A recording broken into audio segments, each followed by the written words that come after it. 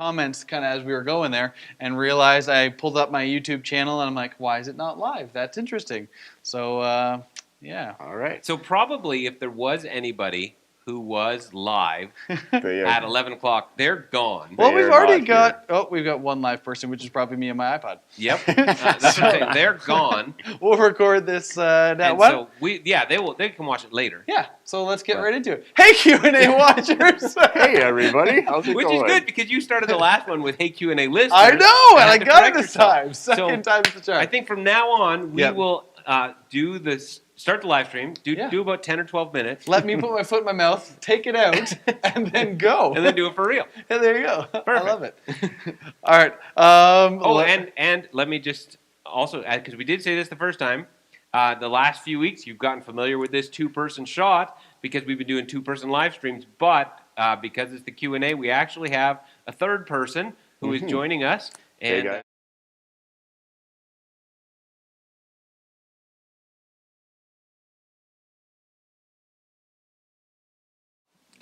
we you'll kicked our referee far over to the other side there. Yeah, Yeah. I am way away now. Now in that shot, it does look like maybe he and I aren't 6 feet apart, or possibly like we're 20 feet apart. We'll leave that to you, but Yeah. we are social Perspective. distancing still. Yes. So if you hear a voice that's not Kyle or I, then you know it is just Blake from the corner where we sent him. Or it's God speaking to you. Well, maybe. There you go. But, yeah. All right, let's get into our questions. Again, so the first one is a little bit late, post-dated. We got it an hour after last week's podcast. Since today's Canada Day, so you know what I mean, what is your favorite and least part of being Canadian? All right. This feels so weird. It does, because we already answered this question about 12 minutes ago. So my favorite part of being Canadian would be just the amazing, blessed country we live in that just has so many amazing things. The culture is great, and there is... we're just very blessed in this nation, more blessed than I think we even realize sometimes. When you look at other places in the world where you could be born, there's so many things we take for granted that we don't have to. My least favorite part of being Canadian would be the fact that our country is so big that it is often very disjointed, and people in one region are distrustful or anti-people in another region, or at least it's perceived that way, and that there's a lack of cohesiveness in being Canadian. The West has one identity and group of thoughts. The East has a different one. Quebec has a different one.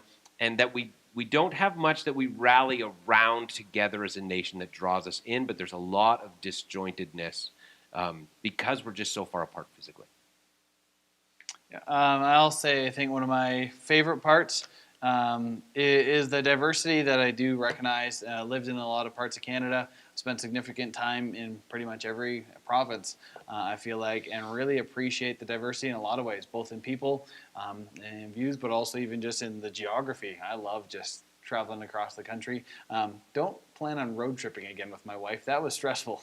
But we were had just recently got engaged when we did that. We got to Sarnia. We crossed the border, and we had been fighting for the last 24 hours before that. We got to a beach in Sarnia and just went opposite directions once we were back in Canada.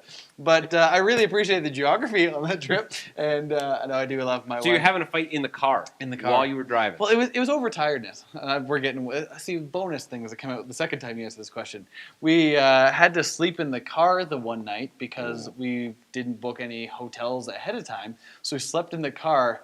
We hit 3 or 4 towns and every hotel was full. And so we pull off the highway and we had all of our stuff from college, so you could only put the seat back about an inch.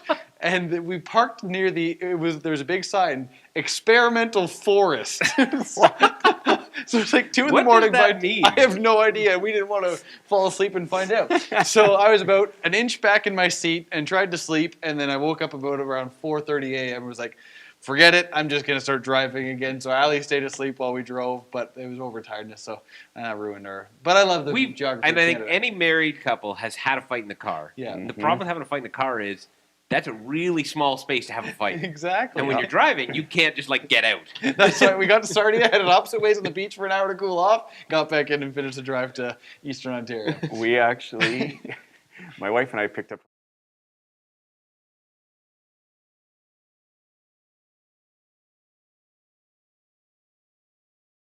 I said, you need to get out now.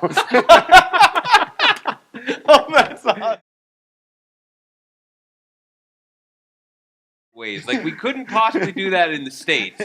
Don't get out of the car. We're in America. It just felt safer being home. I don't know. But I think my least favorite thing about being Canadian, I said it in our first time answering all this, was I felt like I would agree with Doug, just you can really feel disconnected, but since I'm not going to steal his answer, one of my least favorite things is Canadians, because we're so close to America, thinking that they're Americans and how we talk about things. And just, yeah, that really irks me on social media. Being more aware and involved in what's going on in the States than in our own nation. Totally. Yeah. All right, and I guess for me,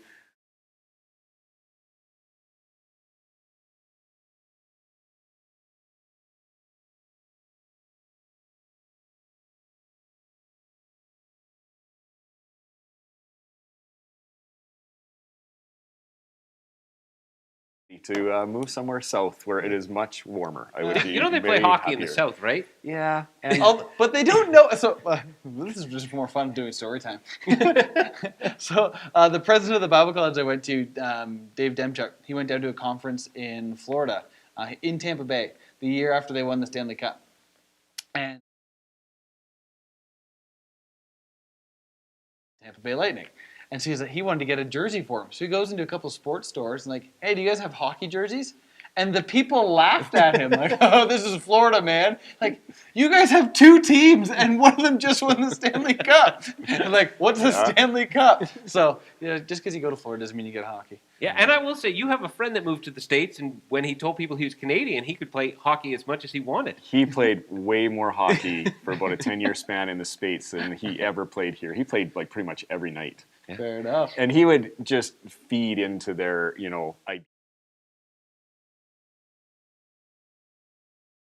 and he was really good, so he was really good there too. And they're like, man, I'm never moving to Canada. Hey there, hoser. Oh, that's awesome. Alrighty. Can't hear Blake. Voices are cutting in and out. Good to have feedback. That means we have our people. Someone's paying attention, yeah. Yeah. Is your mic still on? My mic is on.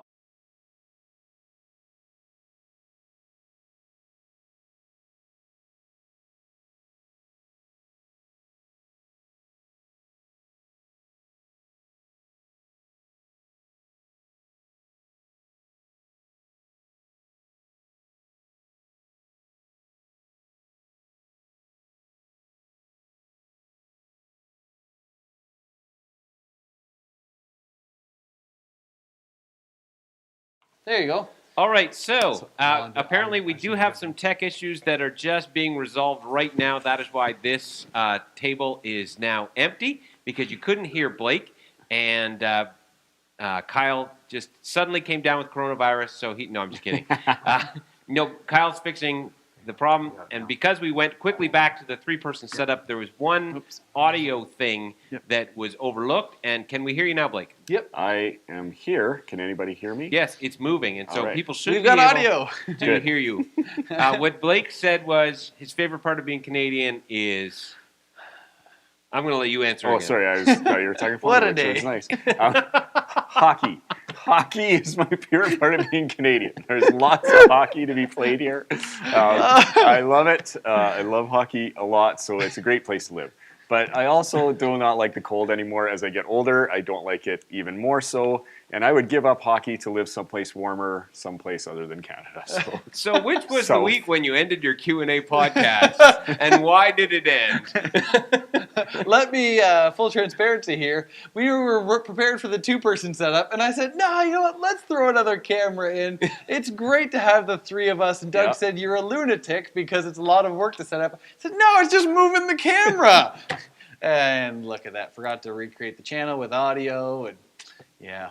So, thank And you. this is our second time, just to remind everybody, Yes, doing the podcast today because we had issues. That one was nobody here's fault. That was just issues that we've had. With our internet. It has been an interesting podcast thus far. Yeah. We're going to find out how loyal our people are this week.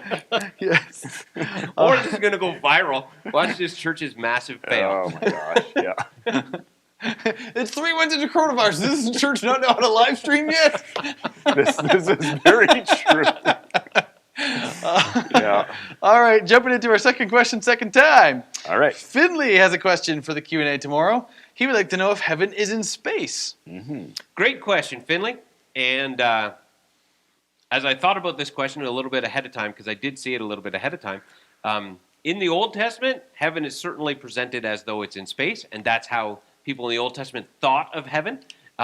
Jacob's ladder, he thought of angels coming down from heaven, and so there was this sense of heaven being above us. Even David in the Psalms talked about that a little bit.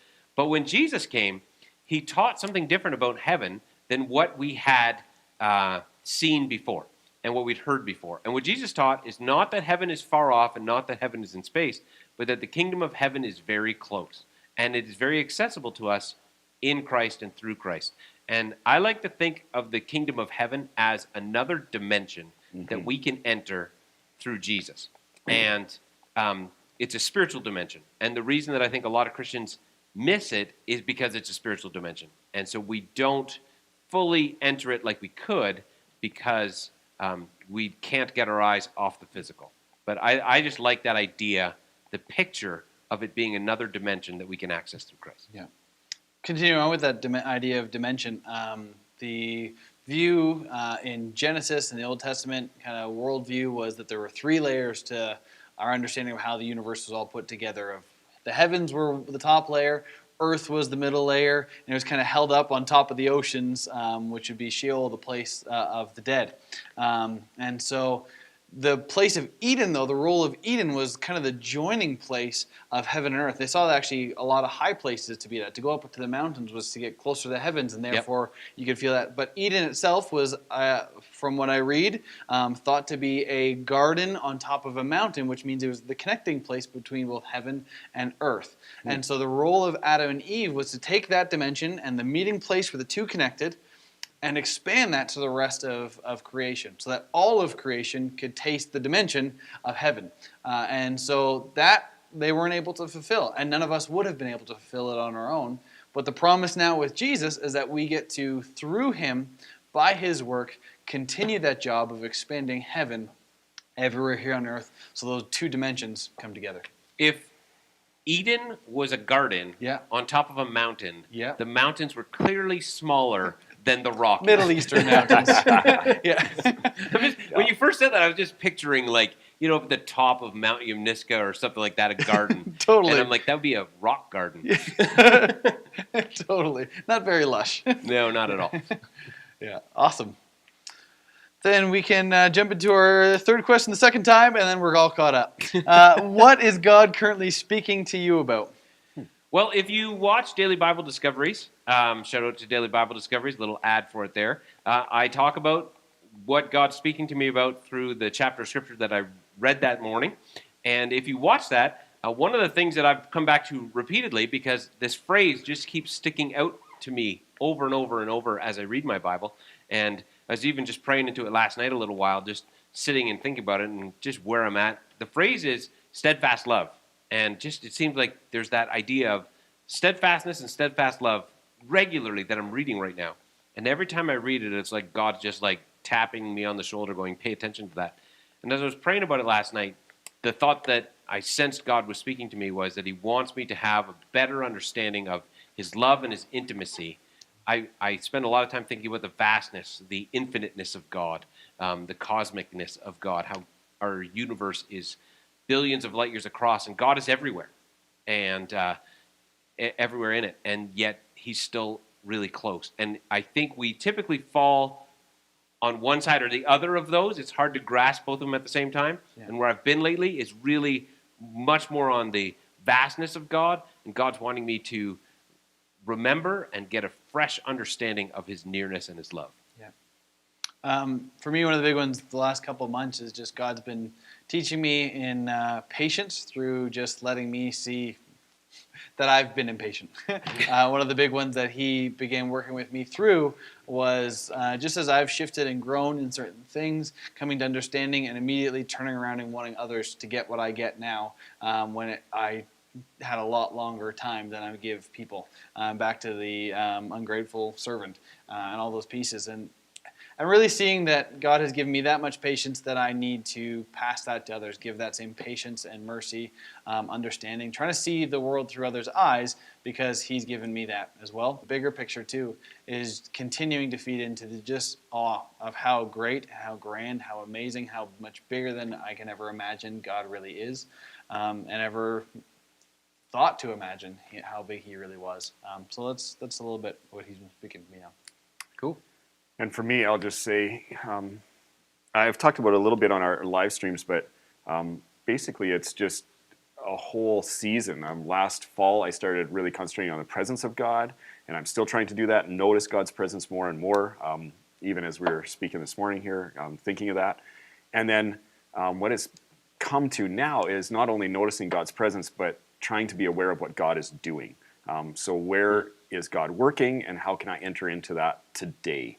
And yeah, so that's what I'm trying to be more aware of. Cool. Very cool.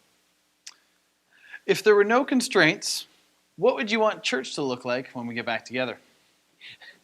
This is such a hard question for me because what do you mean by no constraints? Do you mean all the current restrictions because of coronavirus lifted, or do you mean no constraints financial? Yeah, Let's just take that. it point blank. No constraints whatsoever, not just due to COVID. It just says no constraints. Yeah. It's But like the we've got a second blank. part of the question implies that the constraints are regarding to the current restrictions, Yeah. right? And so that's where I'm like, if there was no financial constraints, Yeah. I have dreams of what the church would look like that would, that I wouldn't share right now. But just a lot of thoughts that I give a lot of time to and pray into and go, God, it'd be great if that could happen. Yeah. Even if we just talk about the coronavirus restrictions that are in place right now, and I would say this is a work in progress as well, if I'm being honest. I feel like because the three of us are meeting regularly to talk about how can we do church, how will we do church, what could we do, and what are we going to do as things change and as we move into phase 3 and beyond even that. Yeah. And so I don't have all of the answers to that just yet. I have a lot of thoughts, and some of them I go, those work together, and then sometimes I have another thought that comes in, and I'm like, I would like that too, but it wouldn't work with some of the other thoughts I have, or I can't figure out yet how to merge the two of them. And so I said all that to say I don't know. I think I'll talk in principles more than specifics. One of the things I've loved, like genuinely loved about this season, is watching our church join together, probably in ways, certain times and certain ways has been more so than before coronavirus, I feel. Like I feel like we've been connected in new ways that I've never seen our church connected to each other outside of this season. And so my hope is that church goes far beyond weekend services or weekend gatherings ever again, where we feel like and we are seen as a united body in this community. And that could take a whole lot of different ways to express that. But the principle that I want to see is that church is the people, and it is not relegated just to the weekends. But we are seen, we are missed in our community. If we have to take a week off, whatever we're doing, people notice. Living Springs is inactive this week because whatever was going on, they've all taken a retreat together or something. I don't know what it is. But that we are seen, that we are noticed, and each person within Living Springs feels that too. Unfortunately, and it's not on any one of us, or any group even, that there are people that have come into our church and don't feel as connected, that you can, if you want to, come in, take in, and go out. And I feel like through this season we've been looking for ways to feel like everybody is connected, has a voice, and so I want to see more of that in whatever our future looks like. But yeah, just more togetherness is my hope. Yeah, and I would say same thing, Kyle. We've talked lots about that. One of the things that I've enjoyed probably most is, like you say, the community coming together. And I think one of the reasons the community has come together is because that priority is high right now. We feel like it's important to relate to each other. Yeah. It's important to care for others. It's important to be kind and do all those things. But I think one of the things that all the constraints have allowed us to have is time. Yeah. And if I could go back to a dream scenario where we come back together, I wish that somehow we would still have time. Yeah. Because that is something that honestly it kind of builds some anxiety or fear in me a little bit, is that when social distancing stops, when everybody says you can go back to whatever normal is, Yep. that people will just rush back to a busy lifestyle. Yeah. We talked in our morning meeting about a calendar again this morning. It got mentioned, and how nobody has anything written on a calendar. And I think as soon as Corona is over, everybody's calendars will get right back full again. Yeah. And I think, unfortunately, and now I'm speaking to myself, I'm preaching myself, because I just answered the last question and said, where am I noticing God? I don't notice God when my calendar is full. And I really hope for me personally that I prioritize better when all the constraints are over. Yeah. And I really pray and hope for our church that we can figure out how to prioritize as a church body what God is doing when the constraints are over as well. Yeah. Right. I will say also just that I shot that video last week that went out with an update just talking about how there will be change. Yeah. And we don't know what all the change will be. There was no agenda in that I'm slowly going to unveil this great new plan that we've got worked out. I just know that things are going to be different, and I want to continue to just talk about that even as we work it out. Just reminding people that things are going to change, but personally, I don't have it all figured out. We are working on that. We are trying to figure out what it could look like, what's the best way it should look like. Yeah. But it is a big question, and one that I want to have wisdom in answering. Yeah. Mm-hmm. Absolutely. Awesome. Well, we'll jump into our last question for today. What are your thoughts on one of our previous pastors coming out as gay? Is that something you knew about? If he hadn't already been laid off, would the church have let him continue to serve in the role of youth pastor? Well, I want to be careful not to judge the heart of the person asking this question. But I do want to say just the thought in the first question, or how at least I took that first question, what are your thoughts on one of our previous pastors? The fact that why couldn't we just say his name, Brock? That's his name and that's who he is, and he served faithfully in this church for a long time. So I don't know who the heart behind the person who asked this question, but I would just encourage you to. He's still Brock. He's the same person that you knew and that you loved and hopefully appreciated when he was serving here in that role. Yeah. What are my thoughts on Brock coming out as gay? This is something that we have been walking with Brock for the last number of months, since last fall, as he was processing this and he was coming to terms with it. So we did know about it, and we wanted to walk with him through that. And I would say that I don't want to say a whole lot as far as what Brock's story is, but I would want Brock to be able to tell his story. Yeah. I know Brock loved and still does love Jesus and wants to be a follower of Christ, and he's working through what that looks like regarding his same-sex attraction. And so I would encourage you, if you want to know exactly what Brock's thoughts are, talk to Brock and include him in that conversation. Don't just talk to us. And if he hadn't already been laid off, would the church have continued to let him serve in the role of youth pastor? Well, he was actually already in the process of wrapping up his ministry here. He had let us know that he was going to be going back to school. And we hadn't announced to the church yet, but that was already a path that we were on. He wanted to finish out the school year, and we didn't see an issue with allowing him to finish out the school year. He'd done nothing wrong, and so we wanted to let him finish well and finish the way that he wanted to finish, but unfortunately coronavirus changed that. Yeah. And we still love and value Brock, and we even had him on our reminder for the live stream this weekend. He was the face on that. He's still part of this community. Yeah. He's here at our worship night this week. He still plans to be part of this community. Yep, absolutely. And it was sad to see the timing of everything. Like Doug said, we had already known that he was planning his way out, and all those pieces, and not to have that ability to say goodbye in the way that he hoped was really tough. And I wanted to finish off this school year, but we missed that opportunity. And so, it was unfortunate the timeline of it all. Yeah. All right, well, that is all of our questions. And thank you for tuning in. Thank you for sending your questions. And hopefully you got something out of our A's, out of the Q's. And you can send in your questions for next week. We look forward to them. And I'm sure we'll have all of our tech issues worked out by then. See